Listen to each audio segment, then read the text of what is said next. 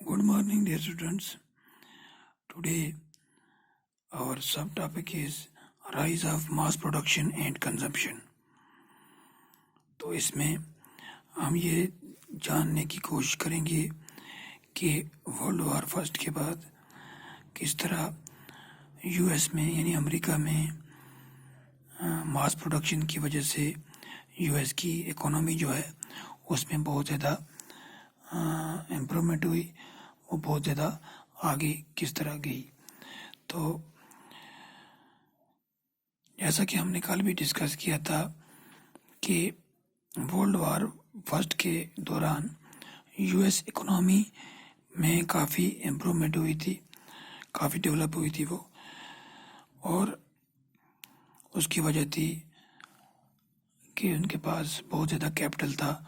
और उन्होंने खासकर ब्रिटेन और बाकी एलाइड पावर्स को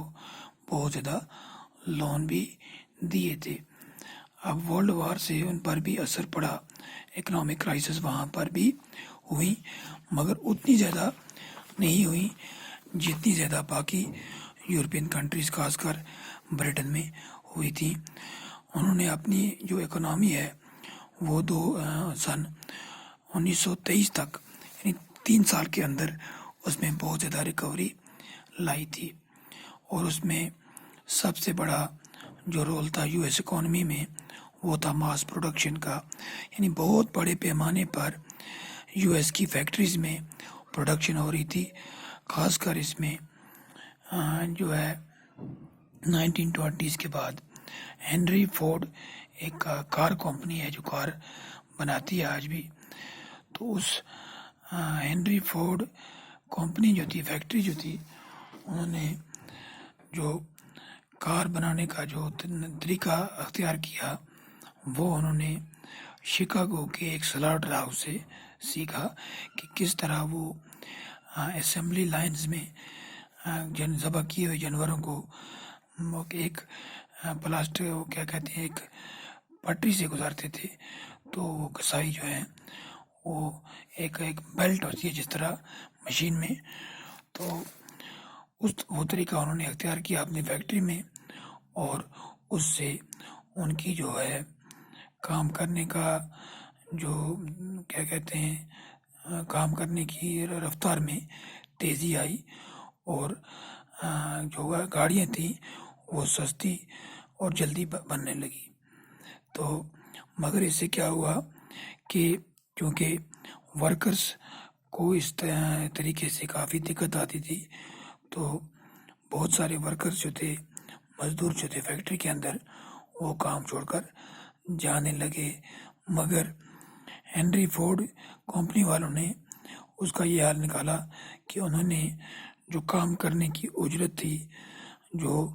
वेजेस थे, वो डबल कर दिए। उस वक़्त यानी जो 1914 की वेजेस थी उससे काफ़ी ज़्यादा बढ़ाकर उन्होंने $5 कर दी, और ट्रेड यूनियनिज्म पर फैक्ट्री के अंदर, कंपनी के अंदर पाबंदी लगा दी ताकि वो वर्कर्स जो हैं कंपनी के ख़िलाफ़ कोई हड़ताल वगैरह ना कर सकें। तो इस जो हेनरी फोर्ड कंपनी ने जो ये तरीका अख्तियार किया उससे काफ़ी ज़्यादा इसकी प्रोडक्शन हुई, और इस मॉडल को पूरे अमेरिका में अपनाया गया, और उसके बाद फिर यूरोप की कंट्रीज़ में भी इस मॉडल पे ही बड़ी बड़ी कंपनियों ने अपनी प्रोडक्शन में इजाफा किया। तो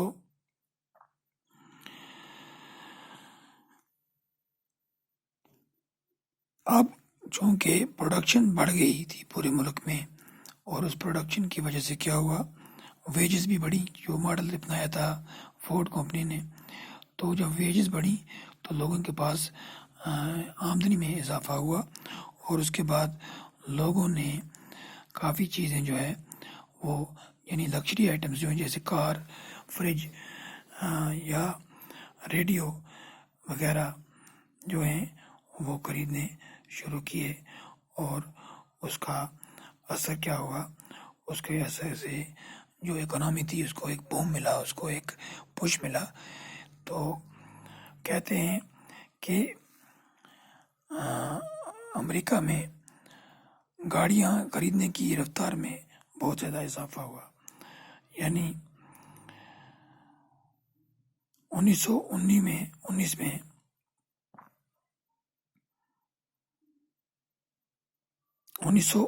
میں امریکہ میں 2 ملین گاڑیاں بنی تھیں، یعنی 20 لاکھ گاڑیاں، اور 1929 تک ان کی تعداد میں بڑھ کر، جو ان کی تعداد تھی وہ بڑھ کر 5 ملین یعنی 50 لاکھ تک پہنچ گئی. اور اسی طرح باقی جو، جیسے میں نے ابھی آپ کو بتایا، باقی کے جو لکشری آئٹمز ہیں جو گھروں میں لوگ استعمال کرتے ہیں، fridge, washing machine, radio, gramophone player وغیرہ، یہ سب لوگ جو تھے یہ قسطوں پر، آسان قسطوں پر خریدنا شروع کر دیے. جس طرح آج ہم گاڑیاں خریدتے ہیں بینک سے لون لے کر، اور پھر اس میں منتھلی ہم جو ہے قسطیں ادا کرتے ہیں، وہی طریقہ وہاں پر امریکہ میں اختیار کیا گیا. اور اس سے کیا ہوا، اس سے لوگوں کی جو پرچیز کرنے کی جو طاقت تھی اس میں اضافہ ہوا، اور اس سے پورے ملک میں اکنامی کو کافی زیادہ فائدہ ہوا، وہ گروتھ ہوئی. تو اس کے بعد پھر کہتے ہیں کہ لوگوں نے مکان بنانے بھی شروع کیے، اور 1920 کے بعد امریکہ میں کافی زیادہ خوشحالی دیکھنے میں آئی. اور ہاؤسنگ میں اور ہاؤس ہولڈ جو چیزیں ہیں ان میں جو انویسٹمنٹ ہوئی، تو اس سے بہت زیادہ امپلائمنٹ بھی جنریٹ ہوئی اور لوگوں کی انکم میں اضافہ ہوا. تو چونکہ جب ڈیمانڈ بڑھتی ہے کسی چیز کی تو اس چیز میں لوگ انویسٹمنٹ کرتے ہیں، اور اس سے امپلائمنٹ بھی جنریٹ ہوتی ہے اور لوگوں کی انکم بھی بڑھتی ہے. 1923 کے بعد امریکہ نے اپنے ملک سے باہر کیپٹل کو ایکسپورٹ کرنا بھی شروع کر دیا. جس طرح ورلڈ وار فرسٹ کے جو دوران ہوا تھا، تو ورلڈ وار ختم ہونے کے بعد اس میں 2-3 سال تک جو ہے رکاوٹ آ گئی تھی، کیونکہ اکنامک کرائسس تھا. سن 1923 کے بعد اس میں ایک بار پھر انہوں نے کیپٹل ایکسپورٹ کرنا، یعنی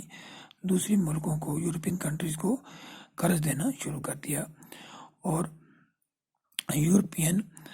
یو ایس کے جو امپورٹس تھے اور کیپٹل ایکسپورٹس جو تھے، ان کی وجہ سے یورپین اکنامی میں بھی کافی ریکوری ہوئی، اور ورلڈ ٹریڈ جو ہے اس میں اضافہ ہوا، جس سے اگلے لگ بھگ 6 سالوں تک پوری دنیا میں کافی زیادہ اکنامی میں امپرومنٹ ہونا شروع ہوئی. لیکن یہ زیادہ دیر تک یہ سلسلہ جو ہے اکنامک گروتھ کا یہ نہیں چلا، اور 1929 کے بعد پوری دنیا جو ہے